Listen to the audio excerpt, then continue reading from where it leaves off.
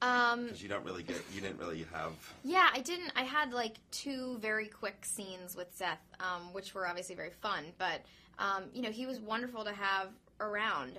You know, the whole set was really collaborative, and it felt like they were always... you know, you were surrounded by really funny, smart, creative people. So, you know, Seth sort of just was another great creative mind to have around. Did you guys ad-lib a lot and cut up? Because I feel like all of you had that capacity, but you're all very different.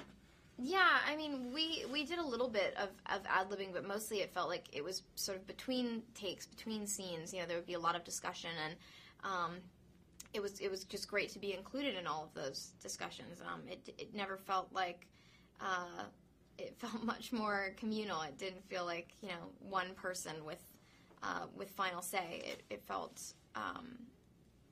just really collaborative. And you, it sounds like, you know, talking to Will, you know, so much of it is sort of his story mixed with other experiences of other people, but clearly his therapist person was not, real. Was that made it easier for you because you weren't looking to, like, having to... Yeah, I guess it was sort of fun to be one of the fictional characters because, you know, we really did get to create a character from the ground up, and, you know, I never felt like I was doing a disservice to someone. So, you know, obviously we wanted to serve the script and serve his story, but it was a luxury, I guess. Because, I mean, for Joe, I think having him standing there every minute, and you're like, I don't have to worry about it because I'm not a 60-year-old lady or whatever it was in real life. Yeah, exactly. And what do you hope that when people see this movie, is there anything you hope that they take away? Okay.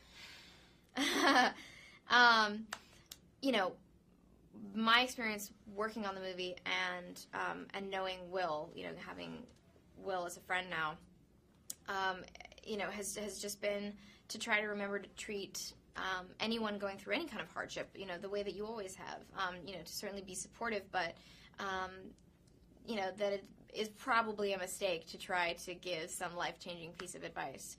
And, yeah, that's what I feel like Will is saying in pieces of this movie, and that's what I take away. And this is not your first time at Toronto, nope. Right? But what was it like being in the screening and a 2.5-minute standing ovation and all that? I mean, what's that feel like? I mean, that was, yeah, I mean, the TIFF screening is pretty special. I got kind of choked up. I'm not ashamed to say it.